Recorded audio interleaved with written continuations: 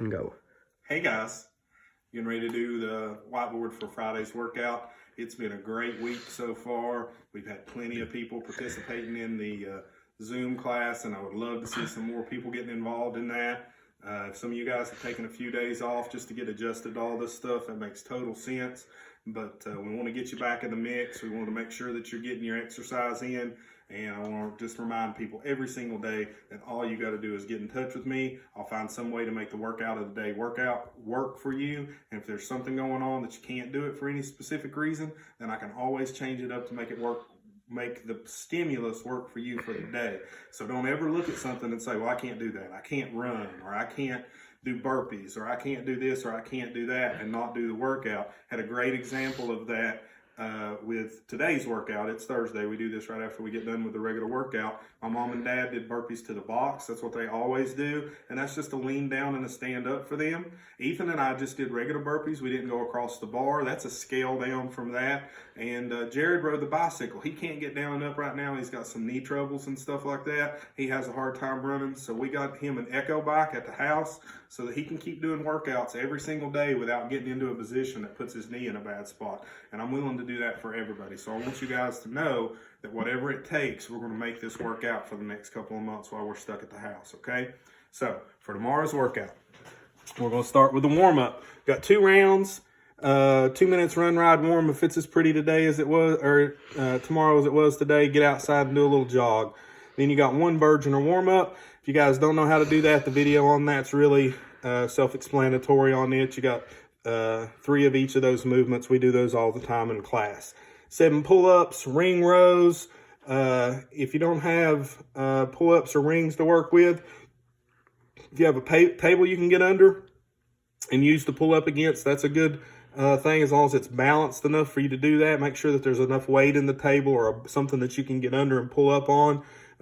Saw people today, I saw a girl on the internet getting on the edge of a door and pulling herself up on her door doing strict pull-ups, which is pretty awesome. She's pretty lightweight, though, to be able to get away with that, or the door was a pretty stout one. And then the knee to elbows or knee ups, if you've got a bar to do that on too, or just a regular sit-up so that you can get your hips good and warm with that sit-up position, work on your abs a little bit, okay? And get through all that. It'll get us good and warm. Tomorrow's workout is a great workout that everybody can do their best for themselves. Ethan, pull it over here. We got a 20-minute AMRAP. That's as many reps as you can do possible, okay? 400-meter run, so you're just going to mark you out some distance that you run back and forth.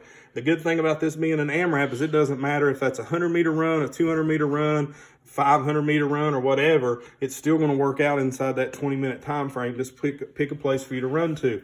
If you can't run and you've got a piece of equipment that you can work off of, we've actually got an elliptical machine right in here that we've got that I've been doing, that I use to help me warm up today.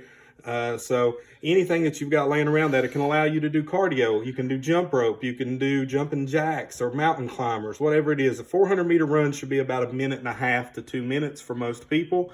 So pick that and do that in that range. If you've got one of our pieces of equipment, a rower or a bicycle, then there are some equivalents on that on the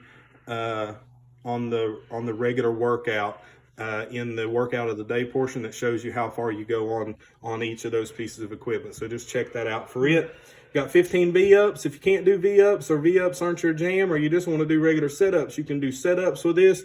You can do Russian twists. You can do any abdominal exercise that you want to do with this, okay? This is an ab workout. V-ups are certainly a high skill. You can do hollow rocks, are a good replacement for V-ups on there, and they're tough as nails to do.